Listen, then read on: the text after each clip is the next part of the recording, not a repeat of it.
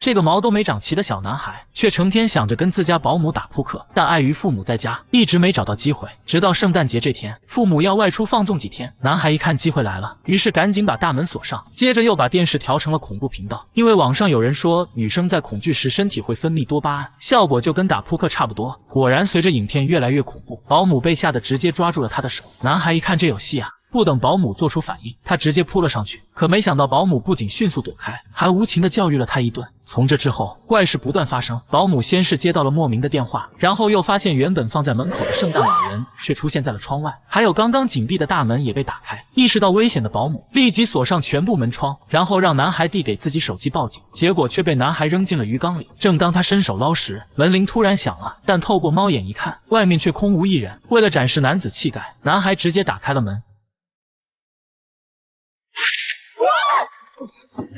保姆吓坏了，但仔细一看，竟然是男孩的朋友，这一切都是他的恶作剧。保姆刚要准备开骂，楼上突然传来玻璃破碎的声音，保姆拿出匕首将两人护在身后，小心翼翼地走了上去，打开门发现地上躺着一块砖头，上面还写着离开者必死。这回三人都在一起，难道真的有坏人？朋友吓得撒腿就往门外跑，然而没跑几步就中枪倒在了地上。保姆害怕男孩也会中枪，一把将他扑倒在地，虽然摔得很疼，但他却十分享受被压在下面的感觉。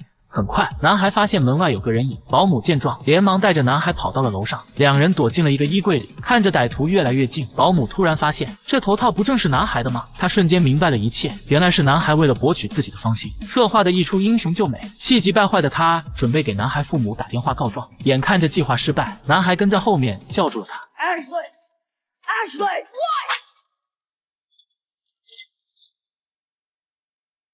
美女保姆被两个熊孩子绑在了椅子上，男孩拿着枪威胁她和自己玩真心话大冒险。保姆自然是10000个不愿意，但碍于男孩手中的枪，他不得不从。而这熊孩子懂得真是不少。第一个问题就问保姆喜欢粉色还是黑色。作为过来人的保姆一听秒懂，他大骂男孩是个渣男，男孩也不生气，反而直接上手。一旁的朋友看他玩的那叫一个过瘾，也想感受下洋茄子的滋味，不料却被男孩一把推开。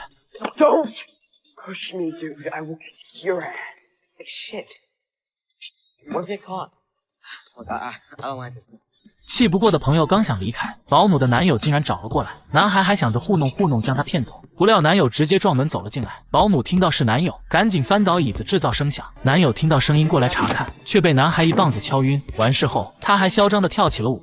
男友再次醒来，已经被绑在了椅子上。这对苦命鸳鸯怎么都没想到会被一个12岁的孩子玩弄于掌心之中。男孩拿着枪对准男友的脑门，而这个不争气的东西竟然吓尿了。看着男友这个熊样，男孩决定帮保姆清除后患。只见他把装满油漆的桶绑到麻绳上，接着又让朋友蒙上男友的眼，然后拿着油漆桶往楼下一扔。